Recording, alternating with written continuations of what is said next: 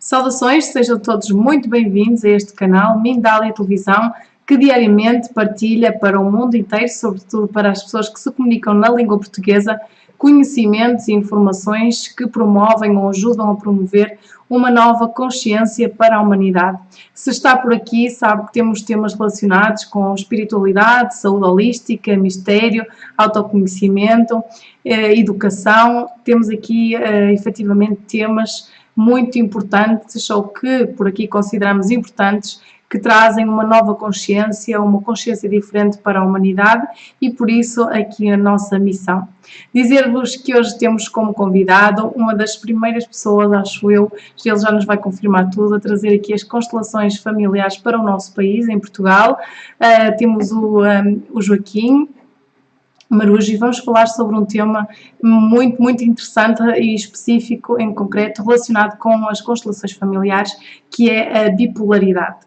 Falar-vos só um pouquinho sobre o nosso convidado. É diretor do Departamento de Psicologia Integrativa Transpessoal no Instituto de Estudos Universitários Europeus, também membro de várias sociedades científicas, e não leio mais aqui informações sobre o currículo do nosso convidado, porque com certeza perderíamos aqui a nossa hora. É uma pessoa que tem muitos e longos estudos e vai, de alguma forma, partilhar aqui alguns deles connosco, este tema que escolhemos para desenvolver. Não percam e assistam. Dizer-vos também, ou fazer-vos pequenas recomendações ou pequenos pedidos, que é, se gostam dos conteúdos que diariamente partilhamos com vocês, não se esqueçam de apoiar este canal. As formas que têm de o fazer são muito simples, é subscrevendo o nosso canal e fazendo comentários positivos sobre ele, sendo aqui neste vídeo, por exemplo, ou nos outros que vêm diariamente aqui, que publicamos de forma diária, como dizia. Também é muito importante para nós que coloque o seu gosto nos nossos vídeos. Sempre que vir um vídeo nosso, não se esqueça de colocar aí o seu like, porque realmente impulsionam e estão a dizer ao YouTube que estes conteúdos são importantes, e de maneira ou de forma automática o canal espalha então estas informações por cada vez mais pessoas em todo o planeta. Por último, também dizer-vos que podem utilizar o nosso chat para colocar as vossas questões ao nosso convidado de hoje. Podem ir fazendo os vossos comentários, que estaremos aqui durante mais ou menos 30 minutos à conversa, ou então o Joaquim também irá aqui falar um pouquinho sobre este tema. E se durante esse tempo não colocarem as vossas questões, ainda vão a tempo, depois dessa meia hora ou desses 40 minutos, para fazer as vossas questões. Pedimos um pequeno procedimento para distinguirmos os comentários das questões que precisam ou gostariam de ver respondidas, que é escrever a palavra pergunta em maiúscula, logo de seguida coloquem a vossa questão, e ainda pedimos que façam referência ao país de onde nos estão a ver. É este o procedimento para as vossas questões. Pedimos então amavelmente que o sigam, e vamos, sem mais demoras, dar as boas-vindas ao nosso convidado, ao Joaquim Marujo, que já está aqui preparadíssimo para desenvolvermos este tema. Joaquim, antes de mais, obrigada por aceitar o nosso convite, estar aqui em Mindália Televisão a partilhar este tema tão importante ou interessante, ou importante e interessante. Bem-vindo. Muito obrigado, o prazer é meu, e é um prazer também estar aqui naquilo que os ingleses costumam dizer, um face-to-face. Eu naturalmente comecei a minha vida em 1976 com o psicodrama, e depois a seguir entrei na área da psicogenealogia, e nos anos 80 conheci o trabalho do Berto, e foi aí que normalmente as constelações acabaram de se tornar aqui, aquilo que eu costumo dizer, o prazer de estar com os outros. E principalmente o prazer de partilhar experiências uns com os outros e perceber de que nas constelações aquilo que acontece é apenas uma elevação do nível de consciência das pessoas quando no fundo estão numa constelação para apresentar o seu tema. Eu até costumo brincar, costumo dizer, quando nós vamos para uma constelação é como se estivéssemos a olhar debaixo de uma mesa, e quando nós terminamos a constelação percebemos que por cima da mesa temos de facto um cardápio de acontecimentos que nós temos que mudar na nossa vida, não é?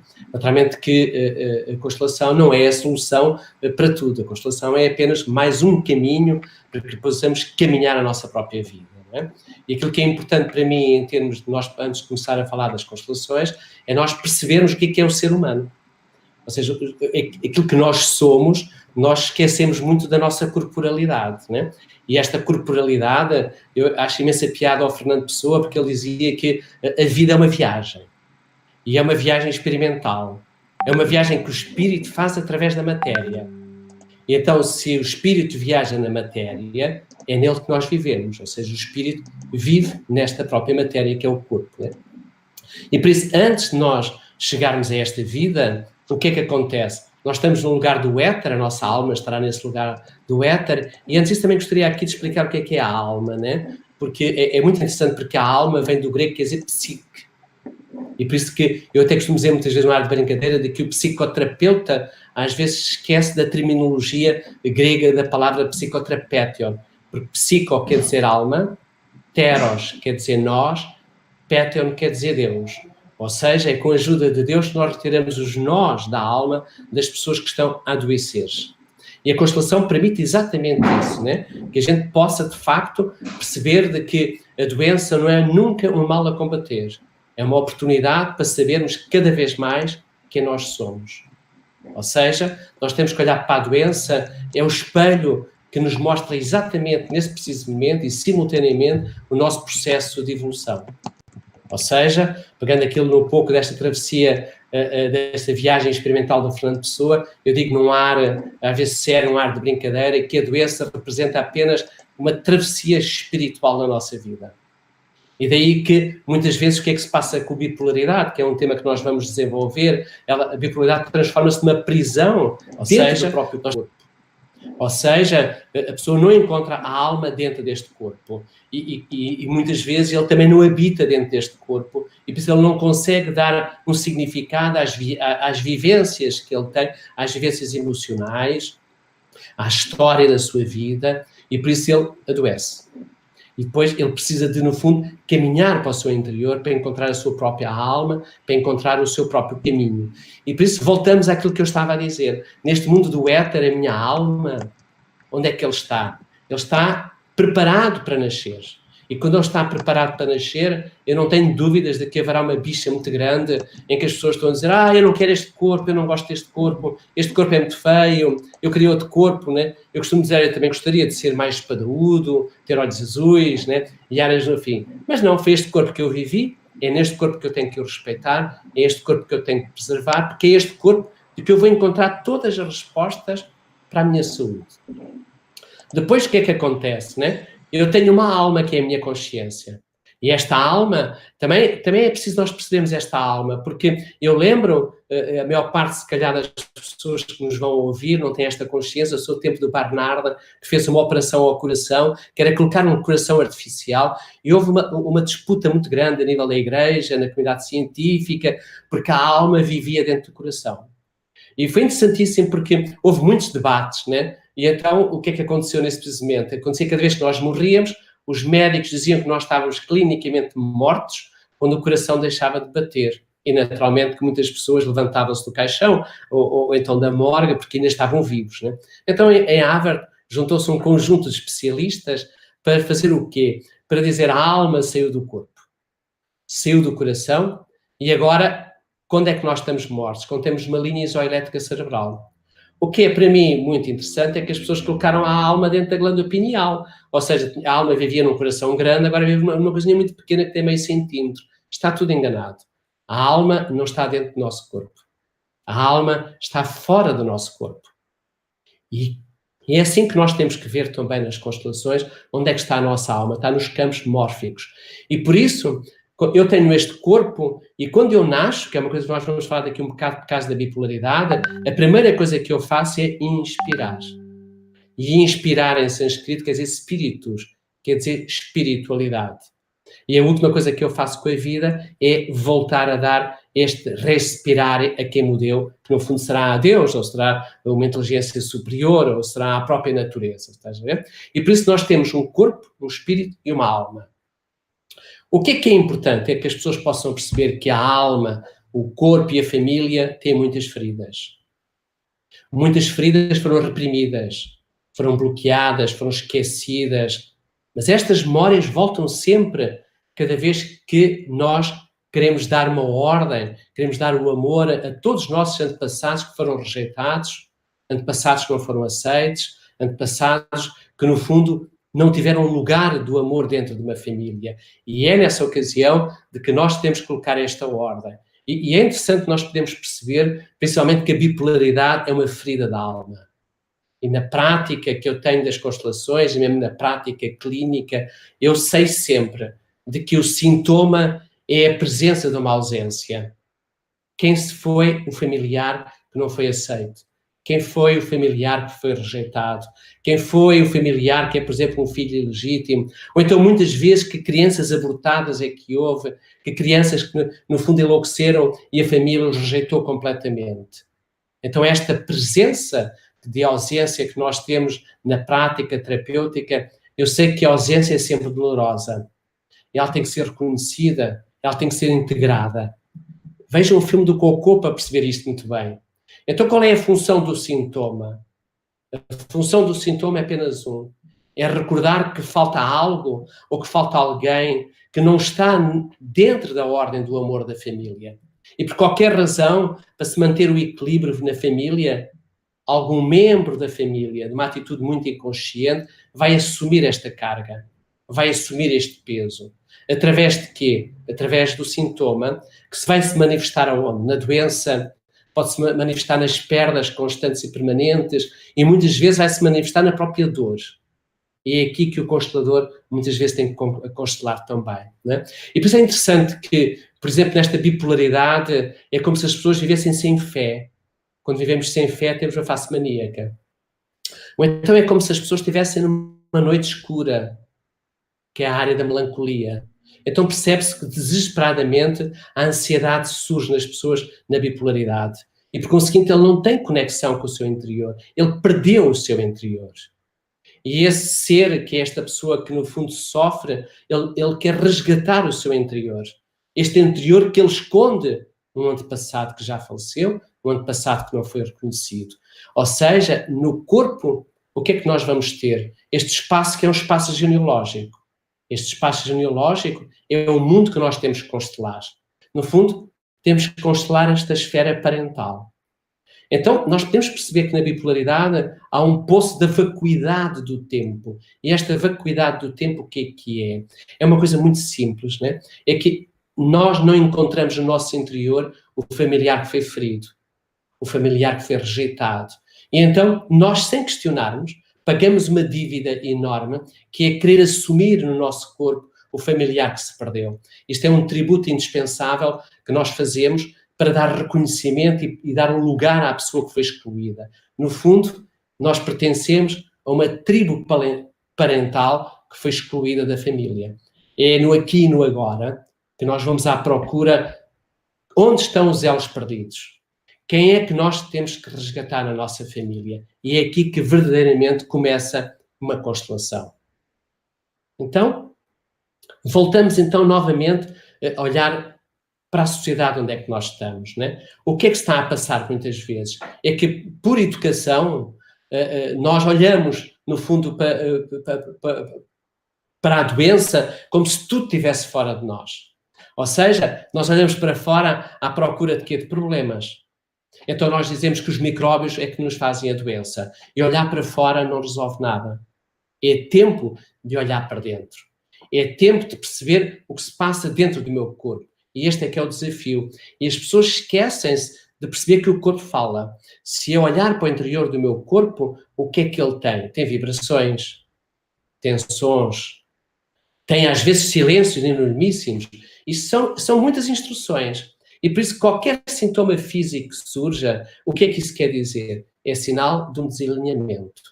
E por isso eu digo muitas vezes, e eu tenho a certeza disto, que na alma, o que é que nós temos na alma? Na alma temos apenas uma única coisa. Na alma nós temos a doença, que imprime no corpo o sintoma, e o corpo espelha sempre o problema da alma. E por isso o corpo é que é o verdadeiro painel de instrumentos. E esta mente é a nossa consciência. A consciência que nos falta algo, a ausência de quê na nossa vida? Às vezes, a ausência de afetividade, a ausência de um projeto de vida, a ausência, por exemplo, de estar num trabalho que nós não gostamos. E por isso eu digo num ar de brincadeira também que nós não temos uma mente. Nós temos 4 mentes. Eu tenho uma mente que me mente. E quando me mente, pode-me colocar demente. E para não ficar demente, criei uma mente com ira que é nada mais, nada menos do que a mentira. Então, muitas vezes nós vivemos na mentira. E vivemos na mentira porquê? Porque nós somos responsáveis pela nossa saúde, mas também somos responsáveis pela nossa doença. E às vezes nós julgamos que a responsabilidade da doença está fora. Não está. A responsabilidade é a capacidade de dar resposta aos desafios do nosso cotidiano. O que é completamente diferente da culpa. E o grande problema que às vezes aparece até nas bipolaridades e nas depressão é o problema de culpa. As pessoas vivem do passado. E não há nada a fazer no passado. Nós temos de tomar consciência que temos de ter responsabilidade para viver esta vida aqui e agora. E às vezes é interessante nas consultas, nas constelações, que as pessoas dizem: o culpado é o meu pai, o culpado é a minha mãe. É tão fácil lançar culpas. Quando eu meto um dedo para fora, eu costumo sempre dizer: tu és culpado, Deus é culpado, mas eu tenho 3 dedos virados para dentro de mim. Então a responsabilidade não é do outro. A responsabilidade é sempre daquele que sofre. É aquele que no fundo tem a dor, é aquele que tem a doença, é responsável pela sua própria doença e é responsável para encontrar uma solução para a sua doença. E muitas vezes a doença é um caminho. E por isso eu digo, não há doenças, não há doentes. Há pessoas que sofrem. E a doença é apenas aquilo que eu tinha dito, o espelho da nossa alma. Então, o que é importante dentro de uma constelação? É, no fundo, eu costumo dizer que a constelação é uma floresta. Eu começo por constelar esta floresta à procura de quê? Da árvore que está doente. E a floresta é toda a nossa genealogia, são os nossos antepassados, é a nossa ancestralidade. Então, eu tenho que encontrar onde é que estão as árvores doentes. Quem são as pessoas doentes. Então, o que é que muitas vezes acontece quando nós estamos doentes? É o sintoma. E eu costumo dizer muitas vezes que o sintoma é apenas uma única coisa. O sintoma é a falta de amor por nós próprios. E então, o que eu te posso garantir é que a constelação e bipolaridade é um desafio. É o maior desafio que um terapeuta pode ter. Porquê? Porque é tempo de nós percebermos o que é a bipolaridade e a sua corporalidade. Por exemplo, numa constelação nós temos para a linha de conta o mapa familiar, o genograma. E como é que esta corporalidade assume a ausência daqueles que sofreram nos nossos antepassados, assume os rejeitados, assume os excluídos.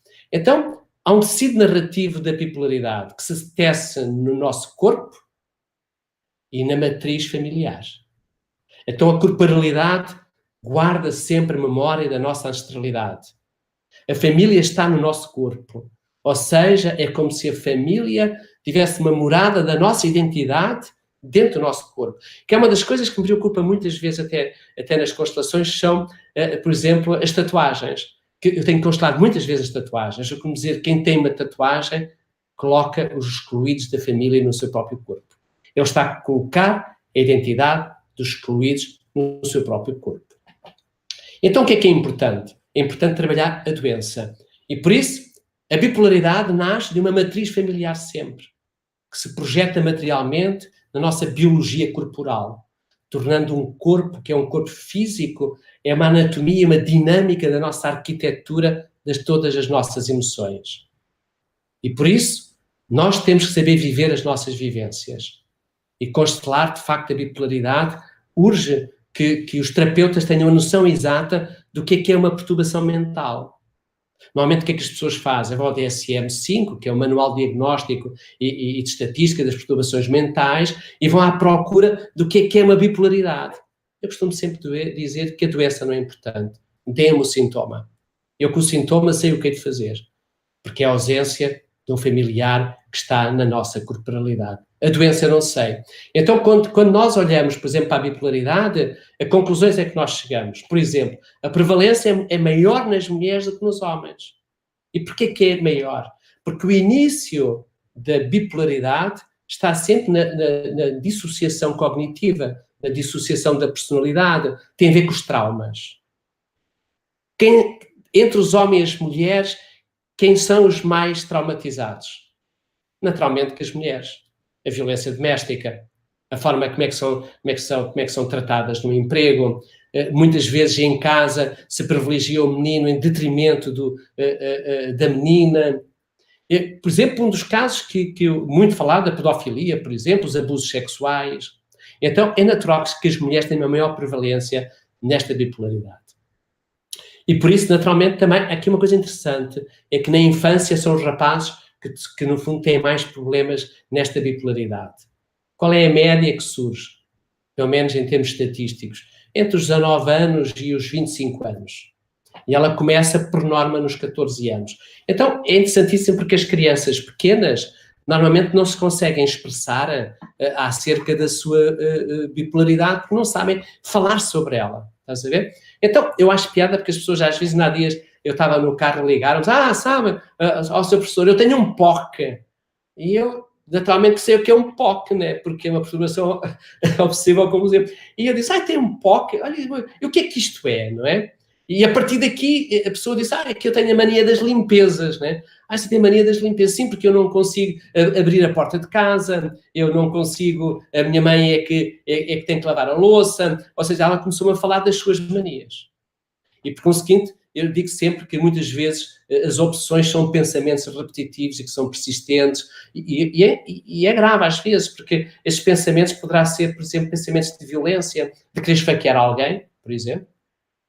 E normalmente quando isto acontece, o que é que as pessoas fazem? Procuram repetidamente colocar outros pensamentos dentro da cabeça, unicamente para tentar neutralizar estes pensamentos que não são naturalmente agradáveis.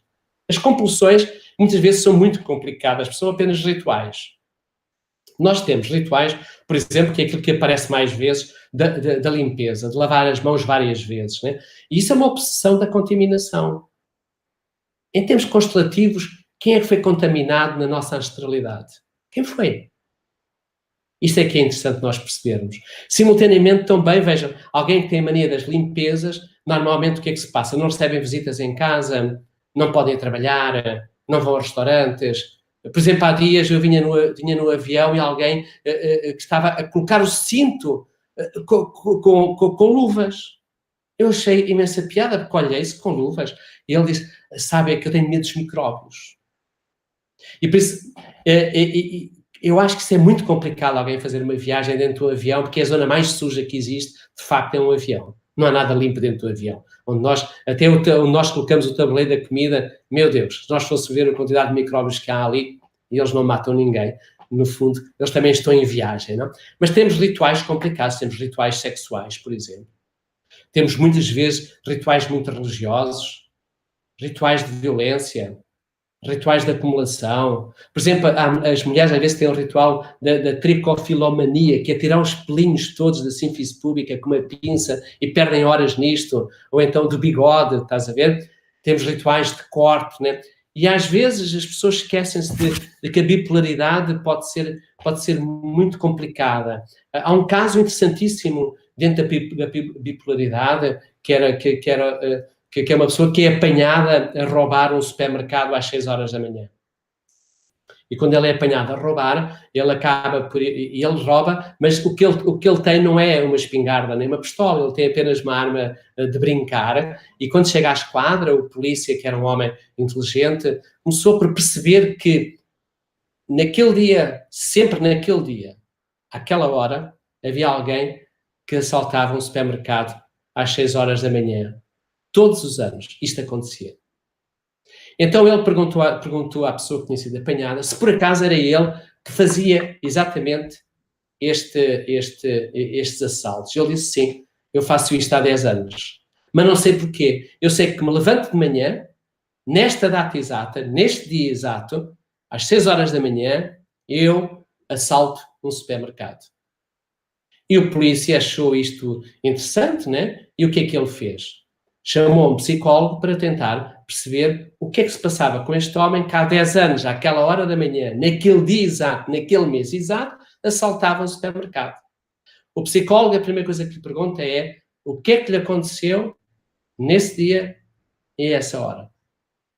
E neste precisamente este homem parou, como se houvesse uma vacuidade no tempo, os olhos encharcaram-se de lágrimas e disse, nós fomos atacados pelos terroristas, eu era o capitão deste grupo de militares e nós fomos bombardeados e apenas ficou um sobrevivente comigo. A noite chegou, eles pararam de disparar, e o meu amigo morre nos braços, exatamente às 6 horas da manhã, com um tiro. E o helicóptero chegou de seguida. Então este POC, que é assim que as pessoas gostam de fazer, consegue fazer isto. Que é exatamente ele, naquele preciso momento com a guerra, ele faz uma dissociação da sua personalidade, ou seja, é como se a alma, que as pessoas dizem que está de fora, que está dentro do corpo, saísse do corpo. Não. O que se passa é que o corpo sai da alma. Ele dissassocia-se. Não há alma, não há corpo, como se eu fosse uma marionete. A única coisa que fica no seu cérebro é, naquele dia, àquela hora, eu perdi os meus homens todos, eu perdi um amigo. E quando ele assaltava, o que é que ele fazia? É como se ele viesse relembrar o que estava a passar. E por isso que aqui também, pois é interessante, porque há nuances na bipolaridade, que é, por exemplo, o perfeccionismo. O perfeccionismo pode não ser uma bipolaridade, mas é preciso levar em linha de conta, porque é exatamente também, pode haver aqui uma dissociação de personalidade, que é uma dissonância. Pode haver, por exemplo, perturbações alimentares. Pode haver tiques, que é uma coisa que acontece, roer as unhas, o balançar do corpo, o morder-se. Por exemplo, há comportamentos sexuais como as parafilias. O uso de substâncias psicotrópicas, que está agora muito na moda na nossa juventude, o álcool. E é interessante também porque agora começa por aparecer às vezes, quer na consulta, quer às vezes também, quer em adolescentes e quer em adultos, que é a mania da simetria. São pessoas que entendem que tudo tem que estar perfeito, aquilo que eles fazem não está em condições. Então é interessante porque eles no trabalho não vão trabalhar porque não são perfeitos e simultaneamente na escola eles nunca entregam os seus projetos porque os seus projetos não são bons. E como os seus projetos não são bons, o que é que vai acontecer? Eles não entregam, eles não mostram. Então nós também temos, nesta bipolaridade, perturbações de desenvolvimento. E temos muitas vezes o que acontece, que são perturbações na nossa corporalidade. Que é, por exemplo, pessoas à procura de falhas no corpo e passam a fazer estéticas uma atrás das outras. Como, por exemplo, a verificação várias vezes ao espelho e passam horas consecutivas ao espelho a perceber se estão bem consigo e com a roupa que trazem. Um autocuidado excessivo. Por exemplo, muito preocupados com o peso e com a sua gordura. Voltamos a falar exatamente desta bipolaridade. Então, o que é aqui importante nós possamos perceber? É que tem que haver um equilíbrio entre duas áreas. E este equilíbrio é que é exatamente o grande problema na vida, seja de quem for. Nós queremos ter equilíbrio com a vida, queremos ter equilíbrio na família, queremos ter um equilíbrio nas áreas laborais, e a bipolaridade é apenas a ausência de equilíbrio entre a mania e depois exatamente a sua tristeza ou a sua melancolia, não é? E por isso é preciso perceber de que quem tem uma bipolaridade está em desequilíbrio entre o corpo e os seus laços afetivos ou os seus laços emocionais. E quando nós muitas vezes falamos das relações familiares, há uma história que está narrada no nosso corpo. E às vezes nós esquecemos de que as crianças, no fundo, o seu corpo é um corpo de consciência da afetividade da mãe. E por isso, o corpo é sempre a história do vínculo, é a história das nossas emoções. E por isso um corpo pode, por exemplo, pode evoluir, pode se transformar, o corpo pode, por exemplo, deformar-se. Então, é preciso olhar para a nossa história biográfica. E a nossa história biográfica é apenas uma construção de equilíbrios e de hormonas, com um duplo caminho. Em primeiro lugar, a relação que eu tenho com os outros, a relação que eu tenho com a família, e isto é vivida no meu corpo. E é interessante porque quando nós estamos em stress, porque tenho um conflito com a namorada, ou tenho um conflito com um amigo, ou tenho um conflito laboral, o que é que acontece? As pessoas têm dores de estômago, as pessoas têm, por exemplo, o coração bate muito depressa, há pessoas que têm diarreias, há pessoas que têm cefaleias, e é preciso perceber exatamente de que as emoções traçam no nosso corpo uma história. O nosso corpo é sempre aquilo que eu chamo, no fundo, um tempo emocional que está no nosso corpo. É o caminho do tempo, é a história da vida, é o espaço do tempo. E por isso, o nosso corpo é como se fosse um edifício corporal que na bipolaridade se fragiliza, se desmemora, Porque ele não sabe conectar o seu corpo com a sua alma. A alma está fora do seu próprio corpo. E o corpo não encontra esta alma. Então o que é preciso perceber na bipolaridade? São os vínculos. Os vínculos que nós temos com os outros. E os vínculos começam aonde? Na vida intrauterina. A vida intrauterina é a área mais importante que nós temos e é aquela que as pessoas não estão a privilegiar. E depois a área a seguir mais importante é o que se passa no nosso nascimento. E isto é a área, para mim, mais importante que eu tenho quando eu começo por fazer uma análise, que é aquilo que chama-se anamnese, porque é que essa pessoa tem uma bipolaridade. O que é que aconteceu durante os 9 meses de gravidez da sua mãe e o que é que aconteceu na altura do parto. E nós, às vezes, esquecemos de que durante 9 meses a relação que a criança faz na vida uterina é só com a mãe. Ou seja, o seu corpo, a sua mente e o seu espírito estão conectados com a mãe. E é a primeira vez que esta criança tem uma experiência que é vincular. Então, é através da mãe que a criança consegue vivenciar o mundo. Aquilo que a mãe vê é aquilo que a criança sente dentro da barriga. E, por conseguinte, a criança que tem a construção de um eu, e este eu muito frágil, constrói-se no eu da sua mãe. E as emoções que a mãe sente é as emoções que ele também sente. A forma como é que a mãe vive é a forma como é que ele vive. Então, onde é que o bebê aprende? Ele aprende com a sua própria mãe. O grande problema da área pré-natal é que as mães, muitas vezes, durante 9 meses, têm uma vida muito complicada, de uma grande pobreza emotiva, de uma grande pobreza vincular. Muitas vezes, nós, durante 9 meses, temos mães que não respeitam a sua criança, que fumam, que bebem, que vão para as noitadas, que não descansam, não têm uma alimentação como deve ser, porque esta pobreza, no fundo, esta pobreza emocional, essa pobreza, no fundo, de conexão com os outros, acaba por afetar a criança durante 9 meses. E por isso ele vai ter muitas dificuldades para enfrentar o seu cotidiano. Ele vai ter muitas dificuldades para se adaptar às novas realidades. E surge muitas vezes entre as pessoas bipolares esta história pré-natal, estas vivências maternais foram de uma grande pobreza vivencial. E às vezes até muitas mulheres que são maltratadas durante a gravidez, muitas mulheres que no fundo acabam por não serem estimadas, não serem amadas. Depois, a criança tem que nascer.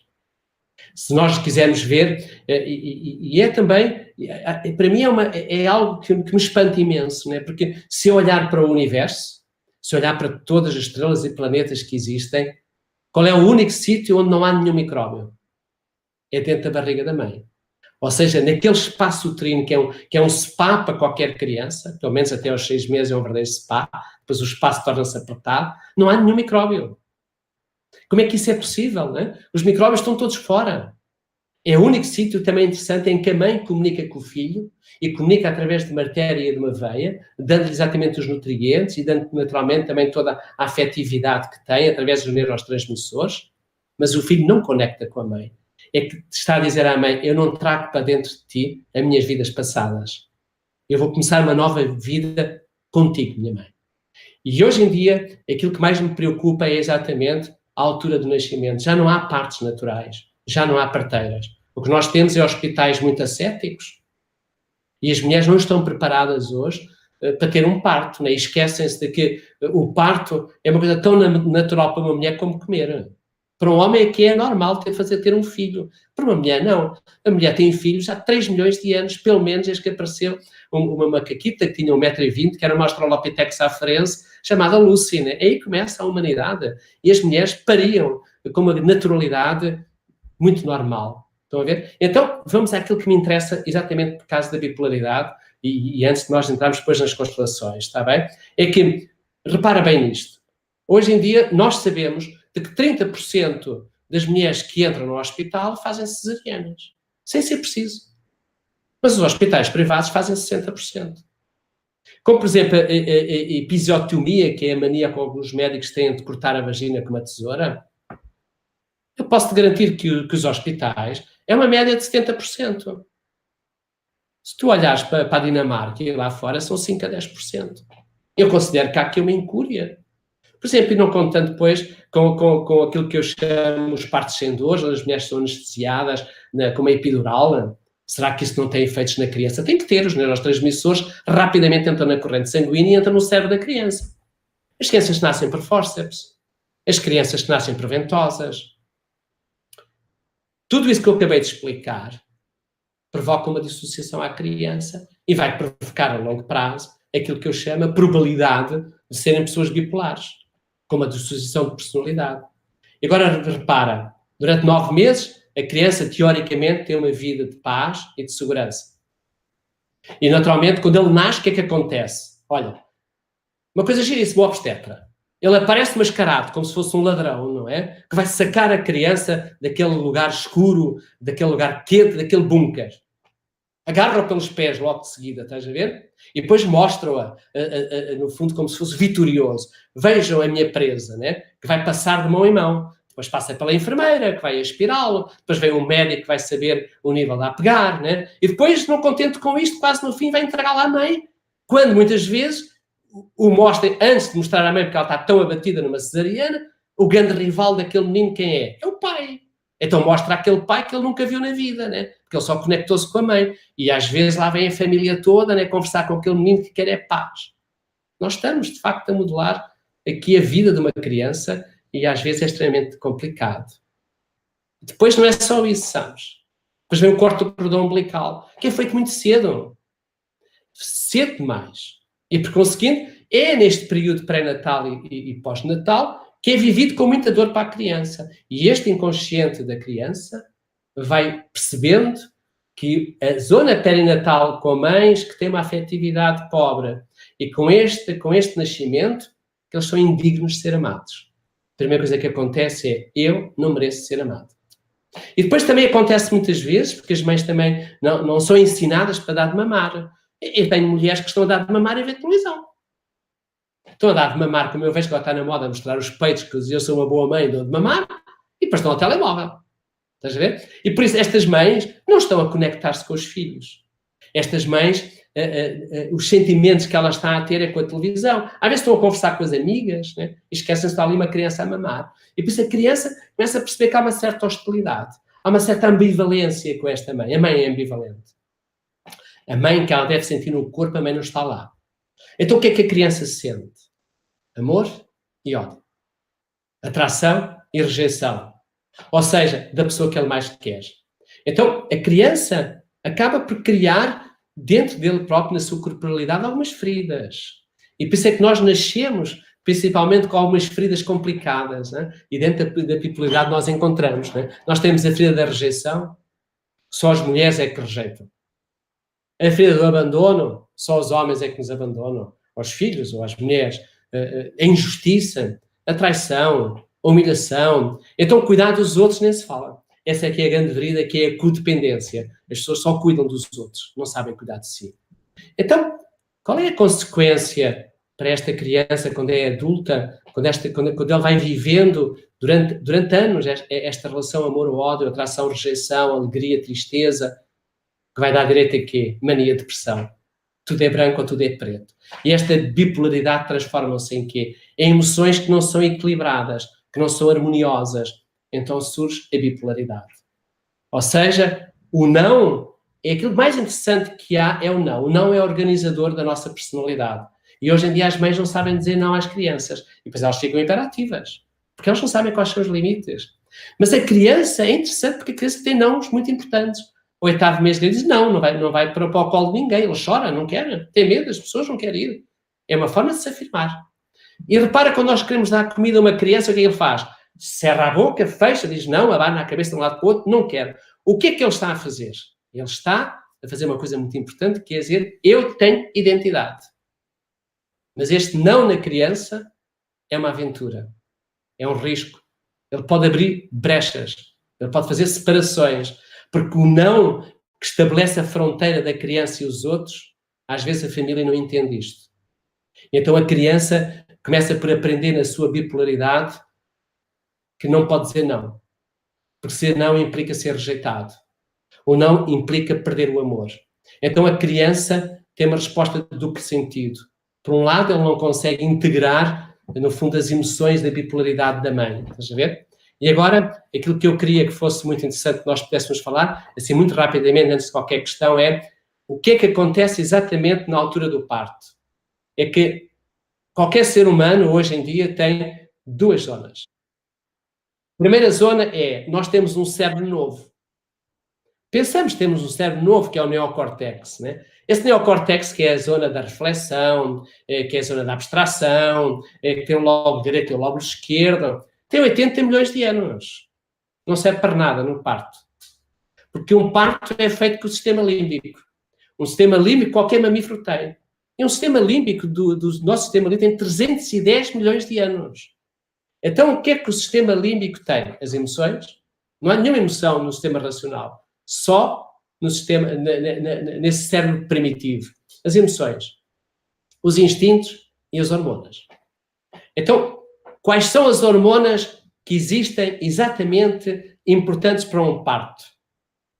Primeiro, a ocitocina, a droga do amor. Segundo aspecto, as endorfinas para tirar dores. E o terceiro, a relaxina, que é para relaxar. E quando uma mulher está em stress, na altura do parto, só segrega a adrenalina. A adrenalina é perigosíssima, porque a adrenalina o que é que vai fazer? Vai colocar o cortisol, vai colocar a mulher em stress. Se tu imaginares uma mulher na pré-história, imagina uma mulher na pré-história. Uma mulher na pré-história, se estivesse a parir, o que é que aconteceria? Ela estava em pleno mato, não é? Aparecia um leão à frente, ela estava cheia de ocitocina e passava a segregar adrenalina. O que é que ela fazia a seguir? Começava a correr. O parto ficava à metade. Então, quando chega aquele mascarado, que tem as máscaras todas, que vai raptar aquela criança, né? As luzes, os enfermeiros, o barulho, vai-lhe cortar e faz uma episiotomia. O que é que acontece? A mulher deixou de segregar a ocitocina. A mulher passou a segregar apenas adrenalina. A adrenalina o que é que vai fazer? A criança fica em stress. A criança dissocia. Então, a criança está em stress. E quando nasce, com os exames todos que vai fazer, mais adrenalina ele tem. Então, o que é importante? Que a gente possa perceber quando a criança nasce, o cordão umbilical ainda vai pulsar durante 2 minutos. Porquê que este cordão umbilical pulsa durante 2 minutos? Apenas com uma única finalidade, sabes? É que a finalidade é para que se possa fazer uma coisa muito simples. Que a mulher relaxe, que a mulher fique bem, e depois entrega ao filho novamente a ocitocina. E é nessa ocasião, quando o cordão umbilical para, que nós vamos fazer uma coisa interessante, que é pegar na criança, colocá-la apenas no baixo ventre da criança, colocar no baixo ventre da mãe. E o que é que vai fazer a criança quando é colocada no baixo ventre da mãe?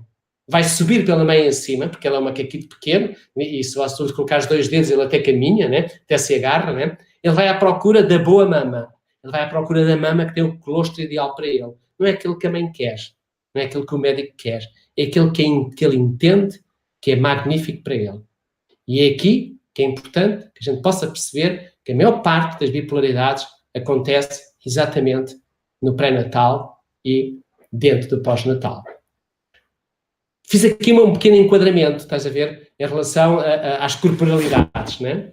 E para no fundo, não sei se podemos ir por aqui ou não. Oh, Joaquim, nós estamos aqui todos maravilhados a escutá-lo, mas na verdade já passaram quase 50 minutos. Eu deixei continuar. É verdade, é verdade. É perfeito. Estávamos aqui todos maravilhados a escutá-lo e foi fantástico. Vamos só aqui fazer uma pequenina pausa, se estiver de acordo, para darmos espaço então às questões. Parece-lhe bem? Ok. Muito bem, então. Obrigado. Então, a todos vocês que nos acompanham, agradeço ao Joaquim, em primeiro lugar, a presença, também a todos vocês, e recordo que Mindalia é uma organização sem ânimo de lucro que tem como missão partilhar conhecimentos e informações pelo mundo inteiro, na língua espanhola. Temos o nosso canal Mindalia Television, na língua inglesa, Mindalia TV em inglês, e também este canal na língua portuguesa que nos está aqui a acompanhar ao vivo e em direto. Seria muito bom que consultasse e visse também os conteúdos que temos nos outros 2 canais, e que continua aqui a acompanhar-nos na língua portuguesa e com estes temas fantásticos. Hoje, com o Joaquim Marujo, falamos sobre constelações e a bipolaridade. Joaquim, vamos então, e porque o tempo voa, não é? Aproveitar aqui este tempo para irmos aqui ao nosso chat. Então, as pessoas que nos estão a ver cumprimentam-nos, do Brasil, de Portugal também. Temos aqui uma pergunta que nos chega do Brasil e diz: e se, o Axem pergunta, e se não tenho nenhuma informação exata da minha genealogia? Mas a alma tem certeza absoluta, que é a consciência desta vida e de outras vidas. E também é muito fácil, é porque, naturalmente, quando eu faço uma constelação com as pessoas que não têm, ou seja, não há ancestralidade, ele não sabe o que se passou com os avós, com os bisavós, seja com o que é que for, aquilo importante é quando ele coloca, no fundo, a sua bipolaridade, e a bipolaridade, no fundo, nós temos aqui uma área maníaca e uma área melancólica, já temos 2 representantes. Então, quando ele se coloca, é ele próprio também, um representante para ele, já temos 3. E é a partir daqui que a constelação começa. E muitas vezes eu costumo sempre dizer que o coração representa exatamente a face maníaca e o fígado representa, no fundo, a melancolia. Então, basta nós fazermos uma constelação, quer com o coração, quer com o fígado, para perceber o que é que aconteceu no coração, o que é que acontece com o fígado, e nós podemos ir à ancestralidade. Nós podemos ver isto, só aqui para dar um exemplo, porque a corporalidade é das áreas que eu mais gosto de trabalhar dentro da constelação e que faço isto há 40 anos, né? Colocando apenas a parte do corpo que sofre, né? E, no fundo, o coração é a circulação dos afetos. O fígado é a circulação das tristezas. Se olhares para o coração, é a doçura do amor. E nós podemos perceber de que só há 2 amores incondicionais. É o amor que os pais têm para com os filhos e o amor incondicional que nós temos de ter para connosco. E eu não preciso que filho nenhum meu me ame. Porque isso é um projeto que é deles. Eu tenho que os amar, seja em que circunstância for. Então, essa doçura do coração é a doçura do amor. O que é que acontece no fígado? É a amargura, são as separações. Então é importante perceber numa constelação quem é que se separou de quem. Como é que foi feito estes divórcios? Que pessoas é que entraram aqui que, no fundo, estiveram neste divórcio e que não respeitou a pessoa que vem ou a anteriores? Mas também posso olhar para o coração como se fosse o coração partido. Mais uma vez estamos no desgosto. Posso olhar exatamente para o fígado, que é uma área silenciosa, que é a área da melancolia, que eu costumo dizer que é a área da lua. Quem é que se silenciou nos nossos antepassados? Quais foram os segredos de família que há nos nossos antepassados? Quais são os segredos que não podem ser revelados? Quem matou quem? Quem roubou quem? Quem é que foi deserdado? Que filhos é que não foram aceitos?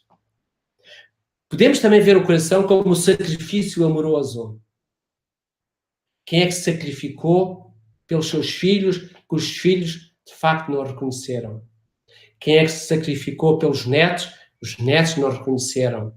O que é que temos no fígado? O suicídio.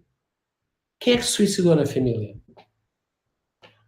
Por exemplo, o coração temos suporte às dores do amor.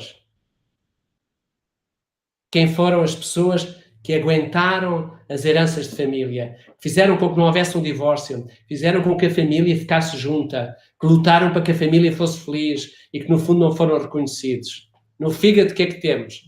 A amargura para a solidão.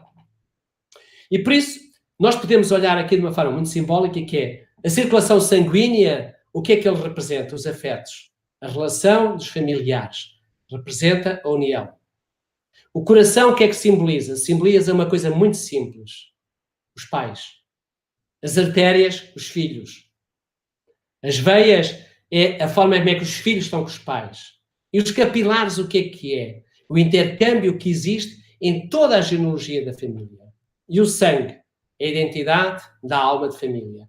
Então, quem não sabe da sua ancestralidade, nós vamos à procura da alma de família, como no Coco, no filme do Coco. Então, o que é que nós temos no fígado?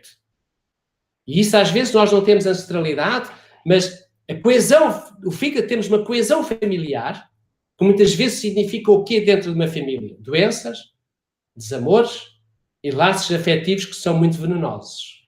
Através da inveja, através do rancor. Então, nós temos famílias com energias diferentes. Energias amorosas e energias de famílias, no fundo, estão em desamor, estás a ver? Então, a constelação passará por tudo isto. Não é preciso saber a nossa ancestralidade. E por isso aí o nosso ouvinte, o que ele tem a fazer é colocar, no fundo, aquilo que o preocupa. Porque eu costumo dizer que nós não temos problemas. Nós só temos desafios.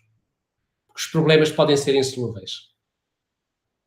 Perfeito, Joaquim. Sim, gratidão pela sua resposta. Não falei há pouquinho, é um bom momento para referir agora que o Joaquim Marujo vai estar presente no primeiro Congresso Internacional de Constelações, que se vai realizar em Portugal nos dias 18 e 19 de outubro, na Universidade Católica de Lisboa.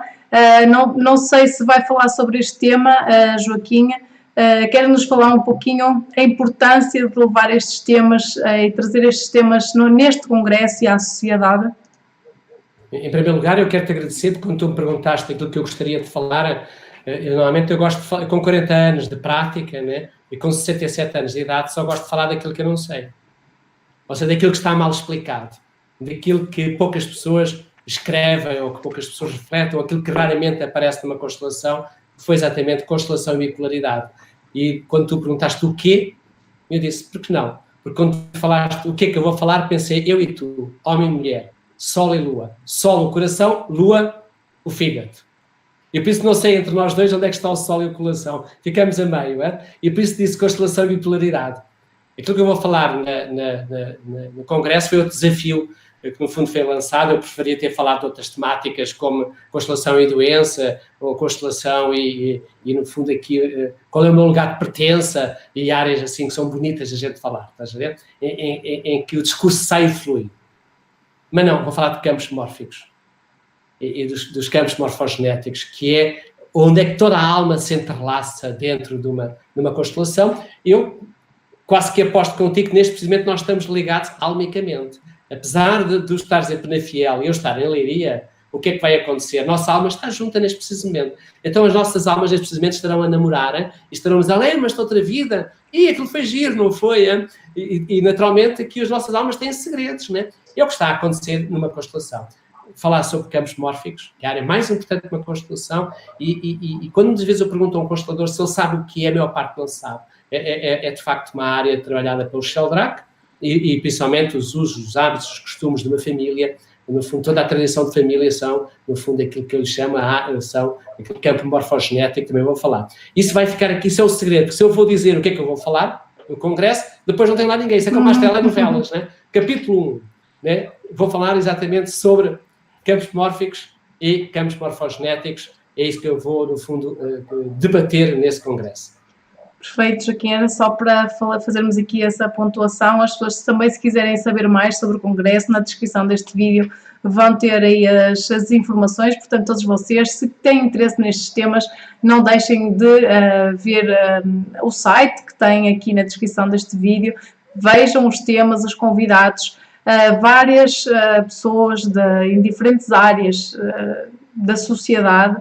Temos pessoas que são juízes, não é? E também eles próprios já usam esta técnica das constelações em muitos casos. Portanto, é sem dúvida um evento maravilhoso que está a acontecer no nosso país, em Portugal, mas que podem vir pessoas de todo o mundo. Se está no Brasil, vem cá fazer uma visita aos portugueses e vai ao Congresso, porque não? Enfim, vamos então ver aqui o nosso chat, se tem aqui mais questões. Temos aqui vários cumprimentos, temos aqui mais uma pergunta que nos chega de Portugal e diz: eu há 10 anos tive o cancro de mama, que terá acontecido na minha constelação, obrigada. E depois também temos mais um comentário aqui do Axem que diz: eu tenho gordura no fígado. Enfim, se conseguir responder em 3 minutos seria perfeito, Joaquim, porque o nosso tempo está quase a terminar. Eu dei-lhe a resposta exatamente, se ele tem gordura no fígado, né? O que está, muitas vezes costuma-se isso o colesterol, não é? Posso pensar assim numa coisa muito rápida. Em Portugal o colesterol pode estar ligado ao castrol, não é? O castrol é um óleo, não é? Então é assim, as pessoas que têm colesterol, as pessoas não têm vida, as pessoas não desfrutam da vida. As pessoas não têm prazer em viver. As pessoas, no fundo, têm poucos laços afetivos. Aquilo que eu lhe digo é aprender a estar com ele próprio, aprender a estar com os outros, aumentar a sua rede social de contactos e principalmente em ter prazer em saborear a vida. Ter prazer, por exemplo, em ler um livro, ter prazer em ouvir música, ter prazer em passear a pé, ter prazer em estar com ele próprio também, em silêncio. Ninguém está sozinho. Nós estamos connosco próprios. E é interessante porque ele, se estivesse em Lisboa, bastava colocar exatamente a gordura do fígado numa constelação e veríamos o que é que iria suceder exatamente com a gordura e com o fígado. Mas também quero dizer que eu tenho um convite para São Paulo e vou em dezembro a São Paulo durante um mês fazer constelações. E por isso, olha, se calhar vou apanhá-lo em São Paulo. Perfeito. E então temos aqui esta questão da Lucília, que nos escrevia do Portugal e dizia: há 10 anos tive cancro da mama, terá acontecido na minha primeira constelação, não sei se quer comentar, Joaquim. Eu posso comentar, normalmente o corpo dá-nos inúmeros sinais daquilo que é preciso fazer. No fundo, assim muito rapidamente, né, é como se fosse o painel de instrumentos no automóvel. Quando eu vejo uma lâmpada amarela, o que é que acontece no carro? Eu olho para a lâmpada amarela e não há problemas nenhuns, depois é de levá-lo para o mecânico. O problema é quando acende a lâmpada amarela. Não há ninguém que quando passa da lâmpada amarela para a vermelha tenha a coragem de andar no carro, para logo o automóvel, vai ao livro de instruções. Nós não temos livros de instruções, mas temos muitos sinais amarelos, que são pequenos quistos, nódulos, a alma está a dizer muda de caminho, vai para o outro lado. O cancro é a última resposta que nós temos para mudar de vida. Então, o peito, ou aquilo que normalmente eu gosto de chamar que é a mama, porque é assim que nós temos que dizer, né? A mama serve para quê? A mama serve para dar de mamar. Para dar de mamar a quem? Só aos nossos filhos, pelo menos durante um ano. Então, quando aparecem os nódulos e quando aparece o cancro da mama, diz: para de dar de mamar aos outros. Ou seja, para de cuidar das pessoas. Para de cuidar do marido, para de cuidar dos filhos que já estão adultos e, principalmente, para de cuidar dos teus pais. Então, o cancro da mama, a maior parte das vezes, em termos de prevalência, o que é que é? São pessoas que não têm vida própria. São pessoas que só sabem ajudar os outros. São pessoas que têm o vício, no fundo, de cuidar. E adoram cuidar dos outros. E é interessante porque eu aqui mesmo agora, que é uma área que me preocupa hoje em dia, e provavelmente isto até vai levantar algumas celeumas, e eu, a comunidade, gosto de celeumas, né? Eu, no meu tempo, eu tive cães, inúmeros cães. Eu fui educado com cães. Eu tenho fotografias do meu pai tinha um carro descapotável, eu vi agarrado ao cão desde pequeno. Hoje as pessoas, eu meto no Facebook um problema qualquer, que as crianças estão a morrer de fome, que há crianças que estão muito doentes, que há crianças que estão a ser maltratadas, que há crianças que estão a ser violadas, as pessoas passam e não dizem nada, sabes? Eu ponho um coitado de um cão que está abandonado. Eu tenho dezenas de pessoas a comunicarem exatamente com o Facebook e comigo. O que é mais importante? As pessoas ou os animais? Ou seja, as pessoas que têm animais, que eu também já tive e tenho, têm que perceber que as pessoas são mais importantes. E eu vejo no meu dia-a-dia pais agarrados aos cães e os filhos agarrados aos telemóveis. No meu tempo, eu é que andava com o meu cão. Meu pai e a minha mãe nunca se preocupou com o cão. Eu tinha que cuidar dele. Hoje, o que é que eu vejo? As mães e os pais agarrados aos cãezinhos, a fazer festas aos cães e os filhos perfeitamente abandonados. É tempo, de facto, de defender os animais, mas é tempo de defender muito mais as crianças, defender muito mais as mulheres, porque é aí que vai aparecer a maior parte das doenças mentais. Eu digo, não há doença mental. Todas as doenças são psicoespirituais. E aí é que é importante nós avançarmos e é importante não cuidar dos outros. É importante cuidar de nós.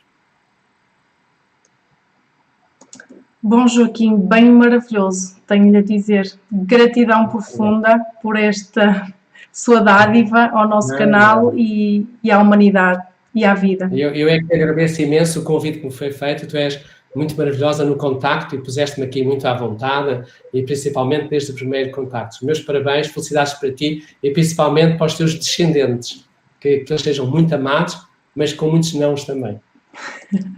Isso mesmo, Joaquim. E já agora não te esqueças, espero por ti neste fim de semana para trabalharmos as emoções. Um fim de semana onde tu vais identificar 52 emoções com pequenas constelações. És bem-vindo em Lisboa. Ou então, vejo-te no congresso, que vai ser, no fundo, uma forma de nós estarmos e conversarmos um pouco e criarmos mais nós, aumentar a nossa rede social e fazer um mapeamento da nossa alma, está bem? Nos campos mórficos. Isso mesmo, todos vocês que nos acompanham, não se esqueçam, se querem ver o Joaquim a falar sobre estes temas e muitos outros convidados, primeiro Congresso Internacional de Constelações em Portugal, dia 18 e 19 de outubro, portanto participe, venha conhecer estes temas tão maravilhosos. A verdade é que eu sou uma fã das constelações. Estava a ouvi-lo no início, Joaquim, não quis colocar as minhas questões, teria várias, mas quis dar prioridade às pessoas que nos viam. Mas este tema das constelações traz grandes transformações na nossa vida, mas eu estava a ouvi-lo e a dizer e a pensar comigo, tanto caminho ainda tenho pela frente. Serás bem-vinda às minhas constelações, então no Congresso, está bem? Obrigado por tudo e um coração para ti, principalmente para todos os ouvintes, e que eles aprendam a cuidarem-se deles próprios com amor. É no amor que nós encontramos a solução para a nossa vida. Amem-se muito. Isso é que é importante. E mais uma vez, obrigado à Mindália Televisão pelo convite que me foi feito e principalmente a ti. Foste uma magnífica entrevistadora, que é uma coisa rara deixar que o outro fale. E obrigado. Gratidão também também a todos vocês que nos acompanharam. Recordo que subscrever o nosso canal é uma forma importante de apoiar estes conteúdos, já que eles se espalham pelo mundo inteiro, sobretudo para as pessoas que falam língua portuguesa. Da minha parte é tudo, eu despeço-me e até à próxima Conexão em Direto.